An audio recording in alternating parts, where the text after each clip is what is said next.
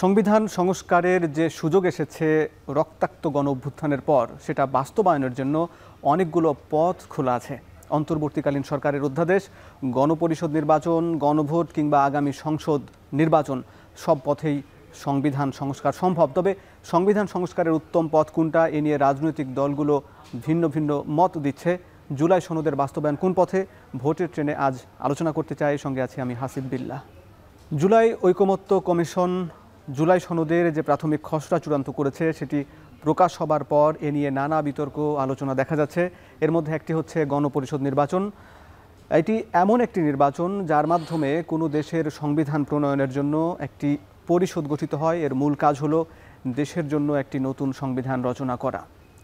দর্শক, গণপরিষদ নির্বাচনের ইতিহাস বাংলাদেশে রয়েছে এবং এটি মূলত 1970 সালে যে গণপরিষদ নির্বাচনের আয়োজন করে তৎকালীন ইয়াহিয়া সরকার। মূলত তার আগে আইয়ুব সরকার প্রায় 10 বছর ক্ষমতায় থাকার পরে যে গণঅভ্যুত্থান হয় তারপর ইয়াহিয়ার কাছে যে ক্ষমতা হস্তান্তর করে এবং ইয়াহিয়া খান একটি নির্বাচনের আয়োজন করেন এবং সেখানে মূলত সংবিধান, পাকিস্তানের জন্য কোনো সংবিধান ছিল না, সেজন্য একটি সংবিধান রচনার জন্য একটি গণপরিষদ নির্বাচন এর আয়োজন করেন এবং একই সঙ্গে এই গণপরিষদ সদস্যরাই আইনসভার দায়িত্ব পালন করবেন বলে সেখানে এই ম্যান্ডেট নিয়েই তারা কাজ শুরু করেন। কিন্তু দেখা যায় যে নির্বাচন হবার পরে যখন আওয়ামী লীগ বিপুল পরিমাণে এই সংখ্যাগরিষ্ঠতা পায়, কিন্তু পাকিস্তান তৎকালীন শাসক গোষ্ঠী বাংলাদেশের এই জনমতকে প্রাধান্য না দিয়ে তারা ক্ষমতা হস্তান্তরে টালবাহানা করে এবং তারপরে যে রাজনৈতিক এবং অর্থনৈতিক যে বৈষম্য সেটির বিরুদ্ধে প্রতিবাদের ঝড় শুরু হয় এবং তারপরে রক্তাক্ত 9 মাসের দীর্ঘ মুক্তিযুদ্ধের পর একটি দেশ স্বাধীন হয়। এই যে সংবিধান, এই যে গণপরিষদ নির্বাচন, আমরা গণপরিষদ নির্বাচন নিয়ে যে কথা বলছি, এখানে মূলত এই গণপরিষদ সদস্যরাই 10 এপ্রিল 1972 সালের এই গণপরিষদ এর প্রথম অধিবেশন হয় এবং তারপর 4 নভেম্বর প্রায় 7 মাস কাজ করার পরে 1972 সালে গণপরিষদ সংবিধানে অনুমোদন করে এবং সেই সংবিধান দিয়ে দেশ পরিচালিত হচ্ছে।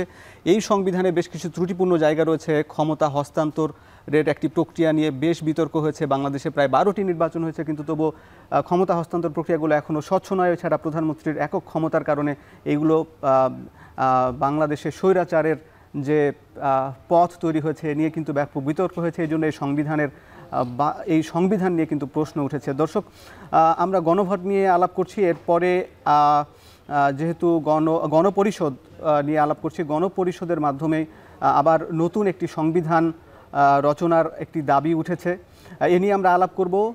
দর্শক, আরও যে কয়েকটি পদ্ধতি রয়েছে সেগুলো আমরা আলাপ করতে চাই। আরেকটি হচ্ছে গণভোট।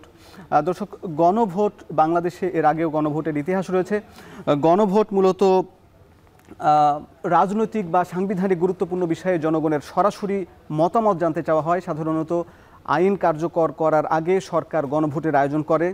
গণভোটের ভোটাররা সাধারণত হ্যাঁ না ভোট দিয়ে তাদের মতামত প্রকাশ করেন। গণভোটের ইতিহাস যদি বলি, বাংলাদেশে গণভোট সাবেক রাষ্ট্রপতি জিয়াউর রহমানের সময় যে একটি গণভোট অনুষ্ঠিত হয়েছে তার প্রেক্ষাপট যদি একটু তুলে ধরি, 15 আগস্ট শেখ মুজিবুর রহমান কে হত্যার পরেই মূলত জিয়াউর রহমান যখন সেনাপ্রধানের দায়িত্ব নেন এবং তারপরে 3 নভেম্বর থেকে 7 নভেম্বর বেশ কিছু ঘটনাবহুল বিষয় ঘটে এবং তারপরেই মূলত 29 নভেম্বর 1976 সালে প্রধান সামরিক শাসক হিসাবে আবির্ভূত হন জিয়াউর রহমান এবং তারপরে 21 এপ্রিল 1977 সালে রাষ্ট্রপতি হন এবং তারপরেই মূলত সেই রাষ্ট্রপতির শাসনকে বৈধতা দেওয়ার জন্যই একটি গণভোট হয় 30 মে এবং তারপরেই 1979 সালে রাষ্ট্রপতি নির্বাচন হয় এবং সেই নির্বাচনের যে 5ম সংশোধনী পাশ হয়েছিল এবং সেই 5ম সংশোধনীতে আমরা দেখেছি যে সামরিক শাসনামল অর্থাৎ 75 থেকে 79 সাল পর্যন্ত যে জারিকৃত ফরমান হয়েছে সামরিক শাসনামলে সেগুলোর বৈধতা দেওয়া হয়েছে। এছাড়া সংবিধানের প্রস্তাবনায় বিসমিল্লাহ এবং বাংলাদেশি জাতীয়তাবাদ, আগে ছিল বাঙালি জাতীয়তাবাদের পরিবর্তে বাংলাদেশি জাতীয়তাবাদ এবং আল্লাহর উপর পূর্ণ আস্থা বিশ্বাস সংবিধানে অন্তর্ভুক্ত করা হয়। এই ছিল গণভোটের বাংলাদেশের ইতিহাস। আমরা যদি এছাড়াও বেশ কিছু আরও অন্য ভাবেও সংবিধানে অনেক কিছু যুক্ত করা যায়। তার একটি পথ হচ্ছে অধ্যাদেশ। অধ্যাদেশ হলো এক ধরনের আইন যা সাধারণত সংবিধানে না থাকলে জরুরি প্রয়োজনে বা বিশেষ পরিস্থিতিতে এই ধরনের আইন প্রণয়ন করা হয়, যা রাষ্ট্রপতি জারি করেন। পরবর্তীতে সংসদের প্রথম অধিবেশনে এই অধ্যাদেশটি বিল আকারে পেশ হয় এবং সংসদ কর্তৃক অনুমোদিত হলে তা পূর্ণাঙ্গ আইনে পরিণত হয়। এখানে মূলত অধ্যাদেশ যখন হয়, সংসদ যদি অধিবেশন না থাকে তাহলে, এবং তারপর রাষ্ট্রপতি এই অধ্যাদেশ জারি করেন, পরবর্তী সংসদে অনুমোদন দেন এবং সংসদ অনুমোদন না করলে তা অকার্যকর হয়। বাংলাদেশে অনেকগুলো অধ্যাদেশের ঘটনা ঘটেছে, সেই 1975 থেকে শুরু করে এখন পর্যন্ত অনেকগুলো অধ্যাদেশের ঘটনা ঘটেছে বাংলাদেশের সংবিধানে। দর্শক, এছাড়াও সংবিধান সংশোধনের উল্লেখযোগ্য পথ হচ্ছে সংসদ। মূলত জনগণের নির্বাচিত সরকারই এই সংবিধান সংশোধন করে থাকেন এবং সংশোধনের প্রধান ক্ষমতা জাতীয় সংসদের উপর ন্যস্ত। সংবিধানের 142 অনুচ্ছেদ অনুযায়ী সংসদ একটি বিল পাশের মাধ্যমে সংবিধানের যে কোনো বিধান সংযোজন, পরিবর্তন, প্রতিস্থাপন বা বাতিল করেন। সংসদের একজন সদস্য বিলটি উত্থাপন করেন এবং 2/3 সংখ্যাগরিষ্ঠ সদস্যদের ভিত্তিতেই মূলত এটি পাশ হয় এবং তারপর রাষ্ট্রপতির সম্মতির মাধ্যমেই সেটি আইনে রূপান্তর হয়। দর্শক, এই যে সাংবিধানিক পরিবর্তন, সংশোধন, এই সংস্কার, এই যে ইস্যুগুলো আমরা দেখলাম, এইভাবেই মূলত সংবিধানের সংস্কার করা যায়। বাংলাদেশে যেহেতু বর্তমানে যে সংস্কার আয়োজন বা সংস্কার নিয়ে আলাপ হচ্ছে, তার মধ্যে সংবিধানের সঙ্গে সম্পৃক্ত প্রায় 50 বিষয়, সেইগুলো সংস্কার কিভাবে হবে, কোন প্রক্রিয়ায় হবে, এই নিয়ে কিন্তু বিতর্ক চলছে। আমরা রাজনৈতিক দলগুলোর সঙ্গে আজকে আলাপ করব ভোটের ট্রেনে। দেখছেন ভোটের ট্রেন। দর্শক, জুলাই সনদের মতামত জমা দেওয়ার সময় শেষ হয়েছে আজ, এবং সেখানেও মূলত বেশ কিছু রাজনৈতিক দল এবং বেশিরভাগ রাজনৈতিক দল তাদের মতামত দিয়েছে। সেখানে নানান বিতর্ক রয়েছে। আমরা সে বিষয়গুলো নিয়ে আলাপ করতে চাই। আজকে ভোটের ট্রেনের স্টুডিওতে আছেন জাতীয় নাগরিক পার্টির যুগ্ম মুখ্য সংগঠক সাইফুল্লাহ হায়দার, এবং আমাদের সঙ্গে সরাসরি যুক্ত আছেন বিএনপির তথ্য ও গবেষণা সম্পাদক আজিজুল বারী হেলাল। আপনাদের দুজনকেই স্বাগত ভোটের ট্রেনের শুরুতেই। সাইফুল্লাহ হায়দার, আপনার কাছে জানতে চাই, এই যে গণপরিষদ নির্বাচন নিয়ে যে এত আলাপ হচ্ছে, আপনারা মূলত শুরু থেকেই বলে আসছেন গণপরিষদ নির্বাচনের কথা। এখানে একটু আমি জানতে চাই যে গণপরিষদ নির্বাচন হলে যে বর্তমান যে সংবিধান, বিদ্যমান সংবিধান আছে, সেইটির নতুন করে লিখতে হবে, আবার একই সঙ্গে সেই পুরনো সংবিধান বা 72-এর যে বর্তমান সংবিধান, সেটিকে একেবারে আপনারা বাতিল করে পুনরায় নতুন করে লেখার কথা বলছেন, না গণপরিষদ বলতে আসলে এই মুহূর্তে কোন বিষয়টি বলছে এনসিপি, একটু ব্যাখ্যা করবেন? আচ্ছা, ধন্যবাদ। আমাকে আমার সহ আলোচককেও সালাম জানাচ্ছি। আসলে গণপরিষদের ব্যাপারটা এটা একটা আকাঙ্ক্ষিত বিষয়, আর গণপরিষদ কেন বলতেছি সেটা বলতে গেলে আমাকে ইতিহাস ব্যাক করতে হবে। কারণ আমাদের যদি পাকিস্তান শুরুর পর থেকে আমরা যদি 23 বছরের লড়াই সংগ্রামের ইতিহাস জানি, সেখানে কিন্তু এই পুরো 23 বছরটি ছিল আমাদের একটি শাসনতান্ত্রিক যে সংবিধান, সেই সংবিধানটাকে জনগণের অভিপ্রায়ের সংবিধান করার লড়াই। এই কথাটি কেউ বলে না, কোনো সংবিধান বা ইতিহাসবিদ। আমরা অনেক শোষণ বঞ্চনার কথা বলি, কিন্তু পাকিস্তান সৃষ্টির পরে আমরা যদি মোহাম্মদ আলী জিন্নার কথা বলি, তারপরে যারা হচ্ছে শাসক শ্রেণী আছে, 7 বছর একটি শাসনতান্ত্রিক প্রক্রিয়ার মধ্য দিয়ে 7 বছর পরে একটি সংবিধান আসলো। মাত্র 2 বছরের মধ্যে সেই সংবিধান আবার একটি সামরিক শাসকের মাধ্যমে সেটাকে অ্যাবলিশ করে দেওয়া হলো, এবং পরবর্তীতে আবার একটি দীর্ঘ লড়াই সংগ্রামের মাধ্যমে 62 সালে আবার একটি সংবিধান আসলো। কিন্তু সেই সংবিধানের বিরুদ্ধেই কিন্তু আমাদের পূর্ব বাংলার জনগণ তাদের যে অভিপ্রায়, প্রায় 500-র অধিক তারা সংশোধনী দিয়েছিল সেই সংবিধানের ক্ষেত্রে, কিন্তু সেই 500-র অধিক সংশোধনী কিন্তু তারা বাস্তবায়ন হয় নাই, এবং এইটাকে কেন্দ্র করেই কিন্তু আবার দীর্ঘ লড়াই সংগ্রামের মধ্য দিয়ে এই সংবিধানের মধ্য দিয়েই কিন্তু মৌলিক গণতন্ত্র বলে একটা ব্যাপার ছিল, সেটাও কিন্তু আইয়ুব খান এই সংবিধানে অন্তর্ভুক্ত করেছিল। এবং তার পরবর্তীতে এই দীর্ঘ সংগ্রামের পরে আবার কিন্তু যে নির্বাচনটা হয়েছিল 70 সালে, যে ঐতিহাসিক নির্বাচন, সেটাও কিন্তু মূলত এই সংবিধানকে প্রণয়ন করার জন্য গণপরিষদ নির্বাচনই তারা হয়েছিল, এবং সেটার সিস্টেমটা ছিল প্রথমে সংবিধান রচনা করা হবে, পরবর্তীতে সেই সংসদ সরকার হিসাবে পরিগণিত হবে।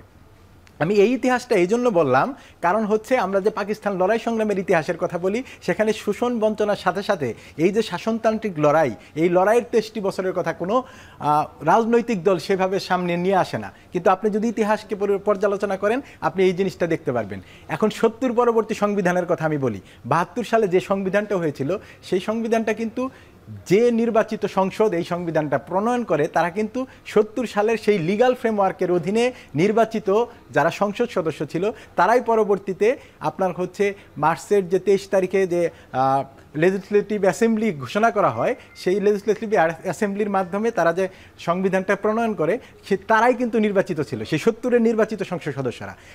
আপনি নতুন একটা দেশ পেয়েছেন। পাকিস্তানের যারা সংবিধান রচনার জন্যই যারা ক্ষমতা বা নির্বাচন করেছিলেন, তারাই বাংলাদেশের সংবিধান রচনা করেছিল। এখানে কিন্তু আরেকটা পরিলক্ষিত বিষয়, মাওলানা ভাসানীর যে দল ছিল, ন্যাব ভাসানী সহ আরও কিছু দল কিন্তু 70 নির্বাচনে অংশগ্রহণ করে নাই। তাহলে আপনি যখন 70 পরবর্তী 72 এর যে সংবিধান আপনি রচনার কথা বলেন, 72 সংবিধানের কথা বলেন, সেই 72-এর সংবিধান যখন আপনি রচনা করেছেন, মাওলানা ভাসানীর মতো বড়, ভাসানী ন্যাপের মতো বড় একটি দল তখন কিন্তু সংসদের বাইরে, গণপরিষদের বাইরে, তাদেরকে বাইরে রেখে আপনি একটা নির্বাচন মানে একটা সংবিধান রচনা করলেন 72 সালে। কিন্তু তারপরেও আমি বলবো যে শাসনতান্ত্রিক একটা লড়াইয়ের মধ্য দিয়ে, রক্তক্ষয়ী মুক্তিযুদ্ধের মধ্য দিয়ে একটা সংবিধান প্রতিষ্ঠিত হলো। কিন্তু প্রথমে যে গলতটি, আমরা কিন্তু এখানে মূলনীতি নিয়ে কথা হচ্ছে নতুন আমাদের ঐক্যমত্য কমিশনে, প্রথমে যে গলতটি ছিল, আমাদের যে মুক্তিযুদ্ধের ঘোষণাপত্র, সেই ঘোষণাপত্রর বাহিরে গিয়ে একটি দলের 4টি ঘোষণাপত্র, মানে মূলনীতির যে 4টি বিষয়টা রয়েছে, সেটি শুধুমাত্র একটি দলের ওই 4টি মূলনীতিকে সংবিধানে কি করা হলো, প্রতিস্থাপন করা হলো। এবং এই সংবিধানটি পুরোপুরি যে শেখ মুজিবকে সামনে রেখে বলা হয়েছে, এটাও কিন্তু ডক্টর কামাল হোসেন তার একটা সংবিধান বিতর্কে একটা বক্তব্যে সেটা বলছে যে তখন আমাদের বড় লিডার ছিল শেখ মুজিব, তাকে সামনে রেখেই অনেকটা সংবিধানটা রচনা করা হয়েছে। আমি এই সংবিধানের কথা বলতে গেলে, কেন গণপরিষদ দরকার, নতুন সংবিধান কেন দরকার, এই কথাটি বলতে গেলে আমি আপনাকে প্রথমেই একটা জিনিস বলব, সেটা হচ্ছে আপনি যদি 48-এর 3 দেখেন, তারপরে আপনার হচ্ছে এখানে যে 43-এর 3 অনুচ্ছেদ যেটার বলে প্রধানমন্ত্রী সকল ক্ষমতার অধিকারী হয়ে থাকে, সেই ক্ষমতার অধিকারের ব্যাপারটা কিন্তু আমরা বারবার বলছি। তারপরে আপনি যদি 56-র 3 দেখেন, 53-র 3 দেখেন, সেখান থেকেও যে আমার অনুচ্ছেদের কথা আমরা বলতেছি, সেই জিনিসগুলো কিন্তু এখানে পরিলক্ষিত। আপনি মৌলিক অধিকারের কথাগুলো বলেন, আপনি 26 থেকে 47 এখানে যে মৌলিক অধিকারের কথা বলা হয়েছে, এইখানে আপনি যখন আবার সংবিধান সংশোধনের কথা বলছেন, সেই সংবিধান সংশোধনের মধ্য দিয়া এই মৌলিক অধিকারের অনেকগুলো বিষয়কে আপনি পাশ কাটিয়ে যাচ্ছেন। আপনাকে একটা উদাহরণ দেই, সেই উদাহরণটা হলো 73-এ যখন আপনার 74-এ যখন বিশেষ ক্ষমতা আইন পাশ করা হয়, 26-এর 3 অনুচ্ছেদে এই বিশেষ ক্ষমতা আইনকে কি করা হয়, লেজিসলেটিভ দেওয়া হয়। এবং তার মধ্য দিয়ে আমাদের 33 অনুচ্ছেদে যে মৌলিক অধিকারের যে ক্ষমতায়নের কথা বলা হয়েছিল, সেটাকে কিন্তু কি করা হয়, এই নিবর্তনমূলক আইনে কোনো প্রকার প্রশ্ন করা যাবে না, মৌলিক অধিকারের সাথে সাংঘর্ষিক, এই জিনিসগুলোকে সামনে নিয়ে আসা হয়। তো আমি বলবো, তখন আপনি এতগুলো অনুচ্ছেদ যেখানে সাংঘর্ষিক, আপনার মৌলিক অধিকারের যেখানে হচ্ছে খর্ব করা হচ্ছে, নিবর্তনমূলক আইনে আপনার হচ্ছে এই মৌলিক অধিকারকে উজ্জ্বল রাখা হবে, এই কথাগুলো বলা হচ্ছে। এই সংস্কারগুলো কিন্তু আলাপ হয়েছে মৌলিক অধিকার। হ্যাঁ, আমি এই কথাগুলো কেন টানছি সেটা বলি। এই টানার মধ্য দিয়ে আমরা কিন্তু দেখছি 91 সালে কি হয়েছে। 91 সালে 3 দলের একটা রূপরেখা হয়েছে। 91 সালের 19 নভেম্বর থেকে 20 নভেম্বর, তখন হচ্ছে হেলাল ভাইরাও সেই আন্দোলনে ছিল এবং তারাও মানে ছাত্ররা সেই আন্দোলনের মধ্য দিয়ে একটা রূপরেখা দিয়েছিল। কিন্তু সেই রূপরেখার মধ্য দিয়ে তারা যে আন্দোলনটা পেয়েছে বা তারা যে বিষয়টা সামনে নিয়ে এসেছে, তখন কিন্তু সেটা কিন্তু পরবর্তীতে 96-94 নির্বাচনেই কিন্তু সেটা কি হয়ে গেল, অ্যাবলিশ হয়ে গেল। জি জি, এই নিয়ে আপনার সঙ্গে আরও কথা বলবো। হিলাল ভাই, আপনাকে উদ্দেশ্য করেই আমাদের যে এনসিপি নেতা সাইফুল্লাহ হায়দার, তিনি বললেন যে 90-এর সে সময় আপনারা নেতা ছিলেন, কিন্তু দেখা গেল যে 90-এর 3 জোটের রূপরেখা সেটা বাস্তবায়ন হয়নি, এবং সেখানে তারা প্রশ্ন তুলছেন যে, এবং একই সঙ্গে এই প্রশ্নটা উঠছে যে অভ্যুত্থানের পরেই যেহেতু বিএনপি ক্ষমতা এসেছিল 90-এ, ঠিক একই সঙ্গে 24-এর পরেও বিএনপি ক্ষমতায় যদি আসে, তাহলে আবার একই সঙ্গে সেই 90-এর মতো এই যে জুলাই সনদের যে ঐকমত্য হচ্ছে, সেগুলো বাস্তবায়নে ঝুঁকি থেকে যায় কিনা, আশঙ্কা থেকে যায় কিনা, আপনি বলবেন। জি ধন্যবাদ। আমি প্রথমে বলতে চাই যে আপনারা যদি এই যে প্রোগ্রামটা করছেন, সাইফুল্লাহ হায়দার যে সমস্ত কথা বলছে, যদি সংবিধান বিশেষজ্ঞ কাউকে আনতেন তাহলে কিন্তু আলোচনাটা ভালো হতো। আমরা হলো পলিটিক্যাল, আমি ডিসকোর্স তৈরি করব, পলিটিক্যালি আমি সব কিছু দেখতে চাই। আপনি আইনের যে কচকচানি শুরু হয়েছে এখানে, সেজন্য বলছি যে সংবিধান বিশেষজ্ঞ, আমি জানি না সাইফুল্লাহ হায়দার সংবিধান বিশেষজ্ঞ কিনা। এখন প্রথম বক্তব্য হলো যে আমি apart from Saifullah Haider is what is saying, আমি 3 জোটের রূপরেখা যে বাস্তবায়ন হয়নি, এইটাকে ইতিহাসের কোথায় তিনি পেলেন? এটা একটা অপপ্রচার। কারণ 3 জোটের রূপরেখায় ছিল যা, সব কিছু বাস্তবায়ন হয়েছিল শুধুমাত্র রেডিও টেলিভিশনের স্বায়ত্তশাসন নিয়ে বিতর্ক ছিল। 3 জোটের রূপরেখায় ছিল তত্ত্বাবধায়ক সরকারের অধীনে নির্বাচন হবে, সেটা হয়েছে। 3 জোটের রূপরেখায় ছিল শাহাবুদ্দিন খান, আমাদের শাহাবুদ্দিন সাহেব, তিনি প্রধান বিচারপতি, তিনি আপনার ক্ষমতা নেবেন, এরশাদ পদত্যাগ করে মওদুদ অর্থাৎ উপরাষ্ট্রপতির কাছে যাবে, উপরাষ্ট্রপতি পদত্যাগ করবেন, সেই ক্ষমতা নেবে শাহাবুদ্দিন সাহেব। শাহাবুদ্দিন সাহেব 3 মাসে একটা ভোট করে তিনি আবার তার স্বপদে ফিরে যাবে। এইটা ছিল আর মুক্তিযুদ্ধ চেতনায় বাংলাদেশ পরিচালিত হবে। এই সব ছিল আমাদের 3 জোটের রূপরেখায়। 3 জোটের রূপরেখায় যা ছিল না, যে প্রেসিডেন্সিয়াল ফর্ম অফ গভর্নমেন্ট থেকে পার্লামেন্টারি ফর্ম অফ গভর্নমেন্ট হবে, সেইটাও পর্যন্ত আপনার বাস্তবায়ন করা হয়েছিল। অর্থাৎ একটা অপপ্রচার বাজারে ঘুরে বেড়ায় যে 3 জোটের রূপরেখা বাস্তবায়ন হয়নি। যারা আমার বক্তব্য শুনছেন, এবং 3 জোটের রূপরেখা যদি আপনি 3টা জোট, ওই যে 8 দল 7 দল 5 দল, তারা যে রূপরেখাটা দিয়েছিল তার সবকটি বাস্তবায়ন হয়েছিল, বিসাইড এক্সেপ্ট রেডিও টেলিভিশনের স্বায়ত্তশাসন নিয়ে বহু বিতর্ক এখনো আছে। এখন বলা হচ্ছে যে আপনারা নতুন একটি সংবিধান তৈরি করবেন, গণপরিষদ। আমাদের দেশটা কি 24 সালে স্বাধীন হয়েছে? যখন একটা নতুন দেশ হয়, যখন একটা আপনার নতুন সংবিধান রচনা করতে হয়, তখন আপনার গণপরিষদ হয়। এবং গণপরিষদে শুধুমাত্র রাজনৈতিক নেতৃবৃন্দ থাকবে তাও কিন্তু ঠিক না। গণপরিষদে বিভিন্ন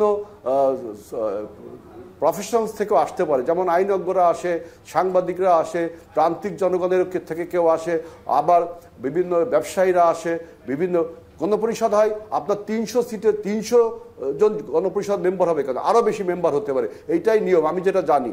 এখন বলা হচ্ছে যে আপনারা দেখেন 24-এ একটি গণ অভ্যুত্থান হয়েছে, অর্থাৎ একটি সরকারের পতনের পরে আরেকটি অন্তর্বর্তীকালীন সরকার আসছে to hold a election to establish democracy and the people's represented government. এইটাই তো। এখন আপনি বলছেন যে সংবিধান রচনা করবেন, গণপরিষদ দিবেন, তাহলে তো আপনাকে সেই প্রেক্ষাপট তো এখন বিরাজ করছে না। অর্থাৎ এটা অযৌক্তিক একটা দাবি।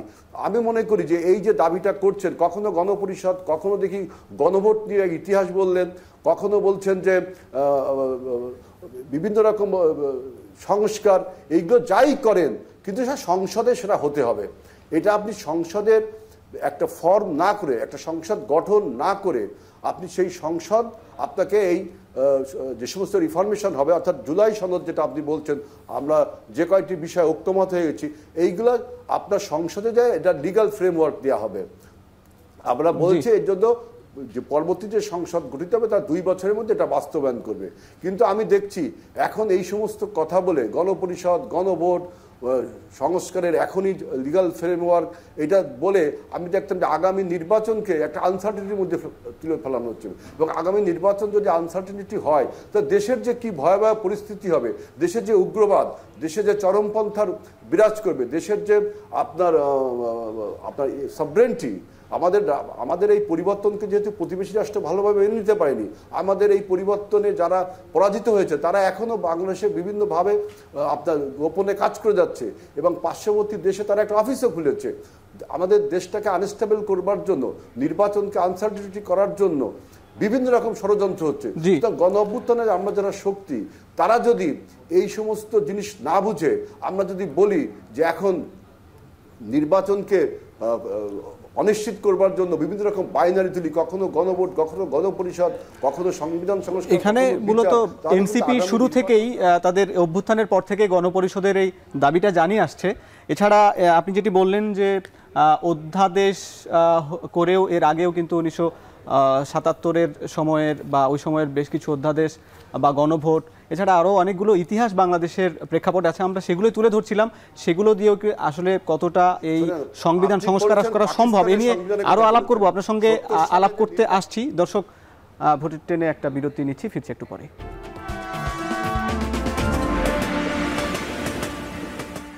RICL TMX। যুগের পর যুগ স্থাপনা থাকে মজবুত। VRM প্রযুক্তির RICL TMX। বিরতির পর স্বাগত, দেখছেন ভোটের ট্রেন। আজ স্টুডিওতে আছেন জাতীয় নাগরিক পার্টির যুগ্ম মুখ্য সংগঠক সাইফুল্লাহ হায়দার এবং সরাসরি আছেন বিএনপির তথ্য গবেষণা সম্পাদক আজিজুল বারী হেলাল। আবারও আপনারা যারা দেখছেন, আমরা জানাতে চাই, আমরা নিয়মিত আয়োজন করি যেখানে সাধারণ স্থানীয় যারা মানুষ তাদের মতামত জেনে আসি। আজকে জুলাই সনদ বাস্তবায়ন নিয়ে জনতার মতামত জানবো। রাজশাহী থেকে তৃণমূল মানুষের কথা জেনেছেন সহকর্মী রাকিবুল হাসান। ২৪-এর গণ অভ্যুত্থান বাংলাদেশে নানা ধরনের সংস্কার আর পরিবর্তনের দাবি তুলেছিল। সেই ২৪-এর গণ অভ্যুত্থানের পর বাংলাদেশের সাংবিধানিক এবং রাজনৈতিক পরিবর্তনের যে সনদ, জুলাই সনদ বাস্তবায়নে দলগুলো এখনও অনেক বিষয়ে এককাট্টা হতে পারেনি।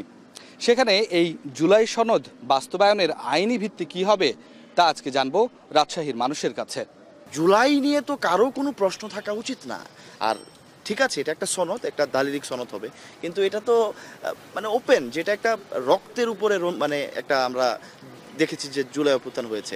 কাজেই এই সনদটা অবিলম্বে হওয়া উচিত এবং সেটা প্রপারলি জাতীয় সংসদের মাধ্যমেই হওয়া উচিত বলে মনে করি। একটা রাজনৈতিক দল সংগঠন হওয়ার পরেও এই জিনিসটা সংসদ থেকে পরিবেশন করাটাই ভালো হবে, কারণ তাহলে এটার একটা স্থিতিশীলতা আসবে। এইখানে যেটা কথা উঠছে যে জাস্ট একটা প্রজ্ঞাপন দিয়ে জুলাই সনদ দিয়ে দিবে কিনা, এটা তো যে কোনো সময় বাতিল হয়ে যেতে পারে। আর এই প্রজ্ঞাপন দিবে কে আসলে?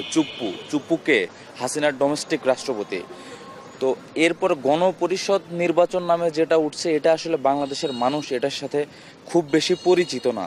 ব্যাপারটা নিয়ে একটা ধোঁয়াশা সৃষ্টি হয়েছে, যেহেতু গণভোট বাংলাদেশের ইতিহাসে এর আগেও হয়েছে এবং এইটা বাকিগুলোর থেকে একটু আস্থাযোগ্য এবং একটু নির্ভরযোগ্য জায়গায় মানুষ এটা বোঝে। নির্বাচন হওয়ার কথা বলা হচ্ছে যে ফেব্রুয়ারিতে নির্বাচন হবে, অবশ্যই সেটা গণপরিষদ অধ্যাদেশ বা যদি সংসদের কথা ধরেন, সব কিছু ছাপিয়ে যদি সংসদে এটাকে পাশ করানো যায় এবং সংবিধানে অন্তর্ভুক্ত করা যায়, সেটাই হবে যে একটা স্ট্রং একটা অবস্থানের। তো আমার কাছে মনে হয় এই আইনি প্রক্রিয়াটা কি হবে, এইটা আমাদের জনগণের যে সংগঠিত দলগুলো আছে এবং তাদের যারা প্রধান আছেন তাদের সবার মতামতের ভিত্তিতে একটা সুন্দর সলিউশনে আসা উচিত, যাতে করে পরবর্তীতে এই আইনি ভিত্তি দেওয়ার পরে এটাকে নিয়ে কোনো বিতর্ক না হয়। জুলাই সনদের আইনি ভিত্তি নিয়ে নানা ধরনের মতপার্থক্য আছে রাজশাহীর মানুষের মধ্যে। তবে তারা একটা বিষয়ে একমত যে জুলাই সনদ বাস্তবায়নের ক্ষেত্রে মতৈক্যে পৌঁছতে হবে রাজনৈতিক দলগুলোকে, কেননা পরবর্তী রাষ্ট্র পরিচালনার দায়িত্ব তাদের কাঁধেই। জুলাই সনদের মতামত জমা দেওয়ার সময় শেষ হয়েছে আজ। প্রথম ও দ্বিতীয় দফায় ৬৮ দিনের বৈঠকে ৮৪টি সংস্কার প্রস্তাব নিয়ে জুলাই সনদের চূড়ান্ত খসড়া তৈরি করে জাতীয় ঐকমত্য কমিশন। জুলাই সনদের ওপর রাজনৈতিক দলগুলোর সঙ্গে ঐকমত্য কমিশনের আলোচনা শেষে গত ১৬ আগস্ট জুলাই সনদের খসড়া রাজনৈতিক দলগুলোকে দেয়া হয়। সেখানে মূলত ৮টি অঙ্গীকারনামা ছিল। তার মধ্যে যে মতামতগুলো দেয়া হয়েছে, সেই ৮টি অঙ্গীকারগুলো নামার মধ্যে ৩টি উল্লেখযোগ্য বিষয়, যেটি নিয়ে রাজনৈতিক দলগুলোর মধ্যে বিতর্ক তৈরি হয়েছে। বিশেষ করে বিএনপি জামাত বিপরীতমুখী অবস্থান রয়েছে। আমরা একটু দেখে নিতে চাই। সেখানে আছে যে সংবিধান বা অন্য কোনো আইনে ভিন্ন কিছু থাকলেও জুলাই সনদ প্রাধান্য পাবে। সনদের বৈধতা, প্রয়োজনীয়তা কিংবা জারির কর্তৃত্ব সম্পর্কে আদালতে প্রশ্ন তোলা যাবে না। সংস্কারের যেসব প্রস্তাব অবিলম্বে বাস্তবায়নযোগ্য সেগুলো নির্বাচনের আগে সরকার বাস্তবায়ন করবে। দর্শক, এই বিষয়ে দেখা গেছে যে বিএনপি বিশেষত এই বিষয়গুলোতে আপত্তি জানিয়েছে, কিন্তু ঠিক এর বিপরীতে অবস্থান করেছে জামাত ইসলামী। বিএনপি নেতা আজিজুল বারী হেলাল ভাই আমাদের সঙ্গে আছেন। আমি আপনার কাছে একটু জানতে চাই যে বিএনপি যে এই যে জুলাই সনদের যে অঙ্গীকারনামার যে মতামত দিয়েছে, সেখানে এই 3টি বিষয়ে তারা আপত্তি জানিয়েছে। আপনার দল এখানে আপনার কাছে একটু ব্যাখ্যা জানতে চাই যে কেন এই বিষয়গুলোতে আপত্তি জানালো আপনার দল। আপনি প্রথমে দেখেন যে আমাদের যে জুলাই সনদে যে সমস্ত ৮৪টি পয়েন্টের মধ্যে আপনি যেগুলো বললেন, যেগুলো আমরা ঐক্যমত হব, সেগুলো নাকি কেউ আদালতে চ্যালেঞ্জ করতে পারবে না। আপনি বলেন যে আমাদের রাজনৈতিক দলের মধ্যে যে সমস্ত এগ্রিমেন্ট হয়েছে অথবা কোনো একটা এগ্রিমেন্টকে আদালতে চ্যালেঞ্জ করা যাবে না, এটা কিন্তু হতে পারে না। এটা কিন্তু আপনার অগণতান্ত্রিক এবং অসাংবিধানিক। আবার বলতেছি যে জুলাই সনদের যে সমস্ত বিষয় আমরা ঐক্যমত হচ্ছি সেগুলো সংবিধানের উপরে স্থানিত, অর্থাৎ সুপ্রা কনস্টিটিউশনের উপরে, এইটাও কিন্তু অযৌক্তিক। আমরা বলছি যে সংবিধান যদি সংস্কার করতে হয় তাহলে সংসদে যেতে হবে। যেসব বিষয়ে সংবিধান সংস্কার করার প্রয়োজন নেই সেগুলো কিন্তু আপনার সংসদ প্রতিষ্ঠার আগেই আমরা ঠিকঠাক করে নিতে পারি, আলোচনার মাধ্যমে আমরা ঠিকঠাক করে নিতে পারি। কিন্তু সংবিধান যদি পরিবর্তন করতে হয়, আমি যেটা বলছি যে দ্বিকক্ষ বিশিষ্ট যে সংসদের কথা বলা হচ্ছে, এটা যদি আপনি এই যে সামনে যে 26 সালে যে নির্বাচন, এই নির্বাচনে কি দ্বিকক্ষ হবে, এটাও কিন্তু একটা বিষয়। তারপরে আপনি যে পিআর পদ্ধতি দিয়ে যে আজকে নির্বাচনকে আনসার্টেনিটি করতে বলছেন, সে পিআর পদ্ধতি যদি ইন্ট্রোডিউস করতে যান তাহলে সংবিধান পরিবর্তন করতে হবে। তো সংবিধানটা পরিবর্তন কি আপনি পরবর্তী যে সংসদ গঠিত হবে সেখানে হবে। সুতরাং এইসব ইললজিক কথা বলার কোনো অর্থ হয় না। কারণ আপনি মনে রাখবেন যে এই সংবিধান নিয়ে আজকে যে সমস্ত কথাবার্তা উঠছে, মনে রাখতে হবে যে পাকিস্তানের সংবিধান রচনা করতে যে গত 23 বছরে অন্তত 3 থেকে 4 বার সামরিক শাসন জারি হয়েছিল পাকিস্তানে। আপনারা এই ইতিহাসটা ভুলে যাবেন না। আজকে বাংলাদেশে কিন্তু নতুন একটা দেশ তৈরি হয়নি। আমরা একটা গণ অভ্যুত্থানের ফলে একটি সরকারকে পরিবর্তন করে আমরা একটি ফ্রি অ্যান্ড ফেয়ার ইলেকশন করার জন্য যা কিছু সংস্কার প্রয়োজন আমরা সেইগুলো বিষয়ে ঐক্যমত হব। কিন্তু যেসব বিষয়ে ঐক্যমত হয়েছে হেলাল ভাই, যেখানে দেখা গেছে যে দ্বিতীয় দফার আলোচনায় প্রায় 11টি বিষয়ে ঐকমত্য হয়েছে, সবগুলো রাজনৈতিক দল একমত পোষণ করেছে। 84টি বিষয়ের মধ্যে প্রায় 74টি বা 75টি বিষয়ে সকল রাজনৈতিক দল একমত। বিশেষ করে আপনি যে বিষয়গুলো বললেন, পিআর পদ্ধতি বা উচ্চকক্ষ, এগুলোর জন্য বিএনপি সহ বেশ কিছু রাজনৈতিক দল নোট অফ ডিসেন্ট বা আপত্তি জানিয়েছে। তো যে বিষয়গুলোতে ঐকমত্য হয়েছে সেইগুলো বাস্তবায়ন তো এখন থেকেই হতে পারে কিনা, পরবর্তী সরকার এসে সেটি প্রথম দিনেই সেটি বাস্তবায়ন করে দিল। সব বিষয়ে ঐক্যমত হয়ে গেছে, যেসব বিষয়ে ঐক্যমত হয়েছে সেই সব বিষয় যেখানে সংবিধান পরিবর্তন করতে হবে সেটা সংসদ প্রতিষ্ঠিত হওয়ার পরে আমরা বলছি যে 2 বছরের মধ্যে অন্তত এই জিনিসটাকে আপনার বাস্তবায়ন করতে হবে। কিন্তু তাছাড়া সেটা আপনার আইনি ভিত্তি পায় না। এইটা হলো আপনার লজ। এখন আপনি যদি অযৌক্তিকভাবে বলেন যে আমরা সংসদ গঠনের আগেই সংবিধান পরিবর্তন করবো, আমরা যেসব বিষয়ে ঐক্যমত হয়েছি সেটা কিন্তু আগেও করা যাবে না সংবিধান পরিবর্তন না করে। জি, আপনাকে ধন্যবাদ। আমি জনাব সাইফুল্লাহ হায়দারের কাছে জানতে চাই, এইখানে যে 8টি অঙ্গীকারনামা ছিল তার মধ্যে একটি ছিল যে সংবিধান বা অন্য কোনো আইনে ভিন্ন কিছু থাকলেও জুলাই সনদ প্রাধান্য পাবে, অর্থাৎ সংবিধানের যেসব আইন বা ধারার চাইতেও এই জুলাই সনদকে বেশি গুরুত্ব দেওয়া হচ্ছে। এটা কি মানে যেহেতু এইখানে এখনো রাজনৈতিক দলগুলোই এখানে ঐকমত্য দিয়েছে, এখানে জনগণের অংশগ্রহণ যেহেতু নাই, সেটা কি আসলে হতে পারে কিনা? আমি হেলাল ভাইয়ের প্রতি সম্মান রেখেই বলছি, উনি হচ্ছে 3 দলের যে রূপরেখা সবগুলো হচ্ছে বাস্তবায়ন হয়েছে, সেগুলো রূপরেখার আমি একটা বিষয় ছিল, সবচেয়ে বড় বিষয় ছিল যে আমাদের নিরপেক্ষ সরকারের অধীনে অবাধ ও সুষ্ঠু নির্বাচন আয়োজন। তো আমরা হচ্ছে কিন্তু 94 সালে যখন ক্ষমতা যাওয়ার পরে বেগম খালেদা জিয়া কিন্তু ওই সময় তার অধীনেই একটা নির্বাচন করেছিল। আমরা কিন্তু সেই সময় যে 72 দিনের হরতাল, সেই হরতালের কথা জানি, আন্দোলন সংগ্রামের মধ্য দিয়ে তারপরে আবার নির্বাচন করে আন্দোলনের মাধ্যমে পরে আবার হচ্ছে তত্ত্বাবধায়ক সরকার পুনঃপ্রতিষ্ঠিত করা হয়েছিল 94 সালে। এই জিনিসটা কিন্তু আমরা ভুলে যাই নাই। এবং তার পরবর্তীতে আবার শেখ হাসিনা এসে 142 অনুচ্ছেদের মার পেছে, 2/3 মার পেছে, সে কি করলো, এই হচ্ছে পুরো ব্যবস্থাটাকেই কী করলো, বাতিল করে দিল। আমরা KM হাসানের কথাও ভুলে যাই নাই। 2007 সালে 1/11 আসার পেছনে বড় রাজনৈতিক দল হিসাবে তাদের আমি 16 বছরের আন্দোলন সংগ্রামকে সম্মান করি, কিন্তু তারাও 1/11 আসার পেছনে এই জিনিস কিন্তু তারা কিন্তু ভুলে যাইতে পারে না। ওই KM হাসান যখন তাকে প্রধান বিচারপতির বয়স বাড়িয়ে তাকে তত্ত্বাবধায়ক সরকার বানিয়ে নির্বাচন করার যে প্রক্রিয়া, সেটাও কিন্তু হয়েছে বাংলাদেশে, এবং তার মধ্য দিয়ে 1/11 এসেছে। 1/11 পর কি হয়েছে সেটা আমরা জানি।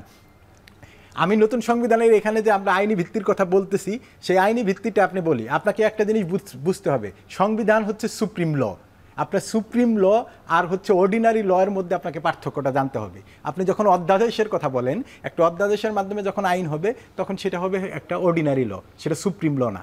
এবং সাংবিধানিক সংস্কারের কথা যখন বলা হয়, সংবিধান সংস্কারের সাথে সাথে আপনাকে কিছু জিনিসকে ফ্রেমওয়ার্ক করতে হবে। আমরা কিন্তু ঐক্যমত্য কমিশনে আলোচনা করেছিলাম এই তত্ত্বাবধায়ক সরকারের মতো যে ব্যবস্থাটা বা নিরপেক্ষ নির্দলীয় সরকারের যে ব্যবস্থার কথা আমরা বলছি বা অন্তর্বর্তীকালীন সরকারের ব্যবস্থার কথা আমরা যেটা বলছি, যদি 142-এর মারপেসে আবারও কেউ এটা পরিবর্তন করে ফেলে, 142 অনুচ্ছেদের মারপেসে মানে 2/3 আপনি পেলেন, তারপরে আপনি এটা পরিবর্তন করে ফেললেন, তখন আবার কি হবে? তাহলে আবারও সেই ফসিবাদ কায়েম হইতে পারে। তো আমরা আরও এখানে তো অনেকগুলো বলা আছে যে আমাদের এখানে বলা হচ্ছে যে জুলাই সনদের কথা বলা হয়েছে যে এটা সংবিধানের উপরে বা আদালত প্রশ্ন করবে না, কিন্তু বর্তমানে একজিস্টিক সংবিধানে আমরা দুর্নীতির কথা বলি 80-3 অনুচ্ছেদে, 80-3 অনুচ্ছেদ, আমি আবারও বলছি 80-3 অনুচ্ছেদে আপনার যত অর্থ বিল আছে ওইখানে গত সংসদে পাশ করছে যে যত দুর্নীতিই হোক, যত মানে মেগা প্রজেক্টই হোক না কেন, এটা সংসদে কি করা যাবে না, প্রশ্ন মানে আদালতে এটা প্রশ্ন তোলা যাবে না, আদালত এই বিল সম্পর্কে প্রশ্ন করতে পারবে না। তার মানে কি এই সংবিধানে অনেকগুলো জায়গা আছে যে জায়গাগুলো মানে এই সংবিধানে অনেকগুলো জায়গা আছে যে জায়গাগুলো সংস্কারের কথা বলতে হবে। আমরা একটা মিনি পার্লামেন্ট হয়েছে, মিনি গণপরিষদ, আমি বলবো যে অভ্যুত্থানের পরে সব থেকে ভালো একটা বিষয় হয়েছে যে সব রাজনৈতিক দল এক জায়গায় বসে ঐক্যমত্য কমিশনের আলোচনা করেছে। এখন এই আলোচনার মধ্যে দিয়ে আপনি কিভাবে এটাকে গণপরিষদের কথা আমরা কেন বলছি, আপনি স্বীকার করেন বা না করেন, 3 তারিখে যখন নাহিদ ইসলাম এক দফার ঘোষণা দিছে সে তার মৃত্যু পরোয়ানা সাইন করছে, আপনি যে 100 জরুরি মানে আপনি যে জরুরি অবস্থার মধ্য দিয়া আদালতের রায় নিয়া এই সরকার যাদের কাছে এই চুপ্পুর কাছে যখন হচ্ছে শপথ গ্রহণ করছে, এই শপথ গ্রহণের মধ্য দিয়ে আপনি কিন্তু এই একজিস্টিং সংবিধানের মধ্যে ঢুকে গেছেন। যখন আপনি একজিস্টিং সংবিধানের মধ্যে ঢুকে গেছেন, পরবর্তীতে আজ থেকে 10 বছর বা 15 বছর পরে এসে এই 158 জন সমন্বয়ক যারা আন্দোলন করছে তাদের আপনি কিভাবে সুরক্ষা গার্ড দিবেন? এই সংবিধানের ভিতরে থেকে, এই সংবিধান সংস্কার করে? আপনি যদি এই সংবিধানকে বহাল রেখে আজকে যদি যতই সংস্কার করেন, আজ থেকে 15 বছর পরে যদি এই পরিবারের বা এদের মধ্যে কেউ আসে, তারা যদি আবার হচ্ছে এই আদালতে যায়, আদালত যদি তারা চ্যালেঞ্জ করে ওই যে অনুচ্ছেদের কথা বলছেন, যে পেপারের বলে তারা বলছেন, ওই পেপার যদি দেখতে চায়, তখন কি তারা যদি বেঁচে থাকে তাদেরকে আপনি কিভাবে স্বীকৃতি দেবেন? তাদেরকে তো ফাঁসির দলিতে ঝোলাবে। এই একজিস্টিং সংবিধান 7 কি আছে, আপনি হচ্ছে কোনোভাবে কোনো প্রক্রিয়ায় আপনি কি করতে পারবেন না, ক্ষমতা দখল করতে পারবেন না। আপনি যখন এটা পরিবর্তন না করবেন, এগুলা যদি গণপরিষদের মাধ্যমে আপনি সংবিধান আপনার মতো করে লেখেন। আমরা কিন্তু বলদিন নির্বাচন পিছানোর কথা, বারবার সবাই মনে করে যে আমরা হচ্ছে গণপরিষদের কথা বললে নির্বাচন পেছানোর কথা বলছি। কখনোই আমরা নির্বাচন পিছানোর কথা বলি না। আপনি 70 সালের মডেলটাকে অনুসরণ করেন না কেন? নির্বাচন আপনি হচ্ছে ডিসেম্বরে দেন, কিন্তু আপনি একটা লিগাল ফ্রেমওয়ার্কের অধীনে, যেগুলো ঐক্যমত্য কমিশনে আসছে, খুবই সহজ বিষয়। ঐক্যমত্য কমিশনে যারা একমত হয়েছে, এগুলো লিগাল ফ্রেমওয়ার্কের অধীনে রাষ্ট্রপতি এটাকে একটা লিগাল ফ্রেমওয়ার্কে করবে, সবাই সিগনেচার করবে। সিগনেচার করে পরবর্তী নির্বাচন যখন হবে, নির্বাচনের আগে বলবে যে আগামী 2 মাস বা সপ্তাহে 3 দিন বা 2 দিন যে অধিবেশন হবে তারা হচ্ছে গণপরিষদ হিসাবে কাজ করবে, 3 দিন বাকি সরকার হিসাবে, সংসদীয় সরকার হিসাবে কাজ করবে। ওই সংসদ সদস্যরাই থাকলো, কোনো সমস্যা নাই। 70 সালে যেরকম নির্বাচন হয়েছে এখনও এরকম একটা নির্বাচন করেন। আপনারা নির্বাচনের কথা বলতেছেন, খুব দ্রুত নির্বাচন করেন, আমরা ডিসেম্বরে নির্বাচন চাই, কিন্তু গণপরিষদ এবং সংসদ নির্বাচন তো একসাথে হওয়ার মডেল আছে। আর আপনি যেটা বললেন যে সংবিধান পরিবর্তন হয় নাই, 23 সালে উজবেকিস্তানের সংসদ পরিবর্তন হয়েছে। মিনিমাম গত 5 বছরে আমি 10টা দেশ দেখাইতে পারবো যারা হচ্ছে কোনো বিপ্লব হয় নাই, কোনো কিছু হয় নাই, তারা সংবিধান মনে করছে, জনগণ মনে করছে যুগের সাথে সবকিছু পরিবর্তন করা দরকার, তারা হচ্ছে নতুন সংবিধানের জন্য গণপরিষদ করছে। আর কি আবার বেশ কিছু গণপরিষদ বা গণভোট সেগুলো জনগণ মেনে নেয়নি, এরকমও কিছু অভিজ্ঞতা আছে। আমি সেটা আলাপ করবো এই বিষয়ে, অবশ্যই আছে। সেই ভোটে টেনে নিচ্ছে। আরো একটা বিরতি, ফিরছে একটু পরে, সঙ্গে থাকুন। বিরতির পর স্বাগত, দেখছেন ভোটের ট্রেন। আলোচনা করছি জুলাই সনদ বাস্তবায়ন নিয়ে। এ পর্বে আলোচনার আগে চলুন জেনে নিই ভোট নির্বাচন নিয়ে রাজনীতিকরা কি বক্তব্য দিলেন রাজনীতির মাঠে। আপনাদের কর্মসূচির কারণে যদি আজকে কোনো কারণে এই দেশের নির্বাচন হবে কি হবে না এটি নিয়ে মানুষের মধ্যে এক ধরনের আশঙ্কা জমে, তাহলে লাভবান হবে পলায়নকৃত স্বৈরাচার। সেটির জন্য কি আপনারা 2024-এর 36শে জুলাই করেছিলেন? আজকে আমাদের যে উন্নয়ন পরিকল্পনা, সেই উন্নয়ন পরিকল্পনা তৈরি করার সময় আমাদের সচেতন থাকতে হবে যাতে আমরা বাংলাদেশের পরিবেশকে আর নতুন করে কোনো ধ্বংস না করি। বিএনপি নির্বাচন অবশ্যই চায়, সেই নির্বাচন চাই এই বিচারকে নিশ্চিত করার জন্য, বিচারগুলোকে ত্বরান্বিত করার জন্য। আমরা বলেছি এই সংস্কারের ভিত্তিতে নির্বাচন হতে হবে, এবং এই সংস্কারের ভিত্তিতে নির্বাচন হতে হলে সংস্কারের একটি আইনগত ভিত্তি দিতে হবে, এবং সেরকম আইনগত ভিত্তি দেওয়া সম্ভব। কোন একটি বিশেষ দল বা গোষ্ঠী সংস্কারের সাথে সম্পৃক্ত থেকেও নির্বাচনের পূর্বে এখনই আইনি ভিত্তি দিয়ে তার ভিত্তিতে নির্বাচন করার ক্ষেত্রে বাধা সৃষ্টি করছেন। দিনের ভোট রাতে বাক্সে ঢুকিয়ে আমাদের দেশকে আবার সন্তান হারা করবে, আমাদের সন্তানরাও পঙ্গু হবে, আমাদের দেশের টাকা বিদেশে প্রচার হবে, আর সর্বত্র চাঁদাবাজি চলবে। এই পদ্ধতির নির্বাচন আমরা চাই না, হতে দেব হবে না এবং করতে পারবে না ইনশাআল্লাহ। বিরতির পর স্বাগত। আলোচনা করছি, যুক্ত আছেন এনসিপি নেতা এবং বিএনপি নেতা আছেন তথ্য গবেষণা সম্পাদক আজিজুল বারী হেলাল ভাই। আপনার সঙ্গে আগে শুরুতে পর্বে আলোচনা করতে চাই। এর আগে যেটি বললেন সাইফুল্লাহ হায়দার, যে এর পরবর্তী সংসদে যারাই ক্ষমতায় আসুক তারাই তাদের মতো করে সংবিধান সংশোধন করবেন বা সংস্কার করবেন বা পুনর্লিখন করবেন। নিশ্চয় বিএনপি বড় দল, বিএনপি যদি নেক্সটে পার্লামেন্টে আসে, সেই গণপরিষদ নির্বাচনের মাধ্যমেও যদি আসে, তবুও তো বিএনপি নিজেদের মতন করেই সংবিধান সংস্কার করতে পারবে। তাহলে বিএনপি এই পথে যাচ্ছে না কেন, একটু আপনার কাছে জানতে চাই। আপনি উদ্দেশ্যটা দেখেন, আপনি এনসিপি এবং জামাতের উদ্দেশ্যটা দেখেন, যে এখানে বলা হচ্ছে ৭০ সালের মডেল, এখানে বলা হচ্ছে ইয়াহিয়ার মডেল। মানে যে আমরা যে বলছি না যে প্রকারান্তরে স্বাধীনতাকে আপনি ইতিহাসকে বাদ দেওয়ার যে অপচেষ্টা, এটা কখনো বাংলাদেশে সম্ভব হবে না। আপনি ৭০ সালের মডেল ইয়াহিয়া মডেলকে আপনি আদর্শ ধরছেন, আর একটা বলছেন যে আপনারা বিপ্লব করেছেন, জনগণ বিপ্লব করেছে। এই যে আওয়ামী লীগ যেমন আপনার স্বাধীনতার সমস্ত ক্রেডিট নিতে যায়, আজকে ফ্যাসিবাদে পরিণত হয়েছে। এই ২৪-এর গণ অভ্যুত্থানে আপনি যে বললেন যে নাহিদ রহমান আপনার মৃত্যু পরোয়ানায় সাইন করেছে, আপনারা ৩রা আগস্ট, আমি এগুলো বলতে চাই না কারণ আমাদের আপকামিং জেনারেশন, আমি এদের পক্ষে বলছি, যে ৩রা আগস্ট যখন ডিবি অফিসে সমস্ত ছাত্র আপনারা যখন গ্রেফতার হলো আমাদের ৫ জন বৈষম্য ছাত্রনেতা, তখন কিন্তু আন্দোলনটা বন্ধ হয়ে গিয়েছিল, আপনারা বন্ধ করার ঘোষণাও দিয়েছিলেন। তারপরে কিন্তু সাধারণ ছাত্র, জনগণ, অন্যান্য রাজনৈতিক সংগঠন আপনাদের নিয়ে সবাই মিলে কিন্তু আন্দোলনটা চালিয়ে যাওয়া হয়েছে। অর্থাৎ নাহিদ ইসলামকে আপনি যেভাবে বলছেন, এটা কিন্তু আপনার ইতিহাসকে বিকৃতি করা। কারণ মনে রাখবেন, রাজনীতিবিদরা কিন্তু ইতিহাস লেখেন না, ঐতিহাসিকরা ইতিহাস লেখেন। আর একটা কথা হলো যে আপনারা সুরক্ষা চাচ্ছেন, আপনাদের পরবর্তীতে যদি কেউ কোনো কিছু করে, বিপ্লবী যদি হন, বিপ্লবীরা কিন্তু এইসব চিন্তা করে যে পরবর্তীতে কি হবে, তার জন্য কিন্তু বিপ্লব করে না। সুতরাং এইসব বিষয় নিয়ে আমি কথা বলাতে চাই না। আর একটা বলছেন ৩ জোটের রূপরেখায় কি তত্ত্বাবধায়ক সরকার ছিল ওই বছর ৯১ সালের নির্বাচনের জন্য, ৯৬ সালের নির্বাচনের জন্য না। ৯৬ সালের রাজনৈতিক দলগুলো যখন আবার বলে যে তত্ত্বাবধায়ক সরকার দরকার, তখন বিএনপি সেটা অনেক সংগ্রাম এবং অনেক স্ট্রাগল করে কিন্তু সেই তত্ত্বাবধায়ক সরকার প্রতিষ্ঠা করেছিল। আপনি এই রাজনৈতিক ইতিহাসটা জানেন কিনা আমি জানি না, তখন আপনার কতটুকু আপনি ছিলেন ম্যাচুরিটি তাও আমি জানি না। পরবর্তীতে বিএনপি এটা সংবিধানে আনার জন্য দ্বিতীয় একটি নির্বাচনও করতে কত স্ট্রাগল করতে হয়েছিল বিএনপিকে। সুতরাং আপনি যে বললেন ৩ জোটের রূপরেখায় তত্ত্বাবধায়ক সরকার ছিল, সেটা এটা কিন্তু ঠিক না। ৩ জোটের রূপরেখা ওই বছর ৯১ সালে তত্ত্বাবধায়ক সরকারের জন্য। আর দেখেন রাজশাহীতে যে আপনারা, আমি একটু শুনতে পারলাম, যারা বলছেন তারা কিন্তু ঠিকই বলছে যে সংবিধান সংস্কার করতে হলে আপনাকে সংসদে যেতে হবে। আপনার তাহের ভাইয়ের একটা বক্তব্য শুনলাম, তাহের ভাইয়ের বক্তব্যের সাথে আপনার এই যে এনসিপির এই বক্তব্য কিন্তু মিলে যায়। আমরা সেজন্য বলছি যে ৭১-এর স্বাধীনতার ইতিহাসকে ভুলবার জন্য আপনারা যদি ৭০-এর মডেল আনেন, জনগণ কিন্তু এটা শুনছে। রাজনীতিতে আমি এনসিপিকে বলতে চাই, আপনারা একটা ইন্ডিপেন্ডেন্ট রাজনৈতিক দল হয়ে যে শূন্যতা বাংলাদেশে এখন ফ্যাসিবাদ বিদায়ের পরে তৈরি হয়েছে, সেই রাজনীতিটাতে আপনারা অংশগ্রহণ করবেন। আপনাকে অনেক ধন্যবাদ। আমাদের সময় কম, হেলাল ভাই আপনাকে ধন্যবাদ জানাতে হচ্ছে। এবং আমি শেষ প্রশ্ন, আপনার প্রশ্ন ধরেই আমি এনসিপি নেতা সাইফুল্লাহ হায়দারকে বলতে চাই যে ভাই যেটি বললেন সেই ৭১ ইস্যু, যে মুক্তিযুদ্ধ যের মাধ্যমে আমরা নতুন বাংলাদেশ পেয়েছি, সেই ৭১কে কি ভুলে যেতে চান?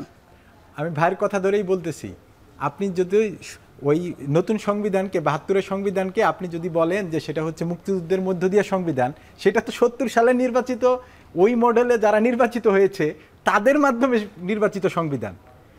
আপনি ৭০ সালে যারা নির্বাচিত হয়েছে তারা কিন্তু ওই সংবিধান রচনা করছে। তার মানে কি, তাহলে কি আপনারা যারা ওই সংবিধান রচনা করছে ওনার বক্তব্যের সাথে তো এটা সাংঘর্ষিক হয়ে গেল। আমরা কিভাবে বললাম যে আমরা ৭১কে অস্বীকার করি? আমরা ৭১কে স্বীকার করি বলেই আমরা মুক্তিযুদ্ধের ঘোষণাপত্রের যে সাম্য, মানবিক মর্যাদা, সামাজিক সুবিচারের কথা বলা হয়েছে, সেইটাকে আমরা কি করতে চাইতেছি, নতুন সংবিধানের মূলনীতি হিসাবে আমরা প্রতিস্থাপন করতে চাচ্ছি। আর উনি বারবার বলতেছে যে, আমি কিন্তু বলছি যে সংবিধান ৭৪ সালে এই বিশেষ ক্ষমতা আইনের মধ্যে অ্যাক্টের মতো একটা জিনিস দেয়, যে সংবিধানের সংসদ আপনার ৯৯ সালের আপনার হচ্ছে সন্ত্রাস বিরোধী আইনের মতো একটা কালো আইন দেয়, যে সংবিধান ২০০২ সালের কি আপনার হচ্ছে দ্রুত বিচার ট্রাইব্যুনালের দ্রুত বিচার আইনের মতো একটা কালো আইন দেয়, যে সংবিধান ২০০৪ সালে আপনার হচ্ছে অপারেশন ক্লিন হার্ট হয়েছিল, আপনার মনে আছে ২০০৩ সালে, সেই অপারেশন ক্লিন হার্টের ইন্ডিমিটি দেয়। সেই সংবিধানকে আপনি একজিস্ট রেখে জনগণের ক্ষমতায়নের কথা আপনি বলবেন, সেটা হইতে পারে না। আমরা এই জন্য বারবার বলছি যে গণপরিষদের মাধ্যমে, নতুন সংবিধানের মাধ্যমে বাংলাদেশকে একটি, আমরা যে অভ্যুত্থানের যে স্পিরিট, সেই স্পিরিটকে ধারণ করতে চাই। আমি আবারও বলতেছি, ২০০৭ সালের যে ১/১১ এসেছে এই সংবিধানের কারণে, আমাদের যে ফেসিবাদ কায়েম হয়েছে সেই পূর্ববর্তী এই সংবিধানের কারণে। আপনি কখনোই এই ৪৮-এর ৩ অনুচ্ছেদে বলবৎ রেখে এই প্রধানমন্ত্রীর একজিস্টিং যে ক্ষমতা, সেটাকে বলবৎ রেখে আপনার সংবিধানের যতগুলো সাংবিধানিক পোস্ট আছে তাদের ক্ষমতায়নকে যদি আপনি পরিপূর্ণ, তাদের যে নিয়োগ প্রক্রিয়া, সেই নিয়োগ প্রক্রিয়াকে যদি আপনি সুস্পষ্টভাবে সবার সামনে একদম কমিশনের মাধ্যমে না করতে পারেন এবং এটাকে যদি সংবিধানে আপনি যুক্ত না করতে পারেন, তাহলে আবার যারা নির্বাচিত হবে এবং দীর্ঘমেয়াদে নির্বাচিত হবে, আবার নতুন একটা ফ্যাসিবাদের কায়েম হতে পারে। তাই আমরা নতুন ফ্যাসিবাদ যেন কায়েম না হয় সেই প্রত্যাশা আমরা করছি। দর্শক, এই নিয়ে আরো আলাপ আলোচনা হবে এবং রাজনৈতিক আলাপ আলোচনার মধ্যেই এই সমাধান বেরিয়ে আসবে বলে আমরা প্রত্যাশা করি। শেষ করছি আজকের ভোটের ট্রেনের আজকের পর্ব। কাল দেখা হবে নতুন কোনো পর্বে। সে বিষয়ে শুভকামনা। শুভরাত্রি।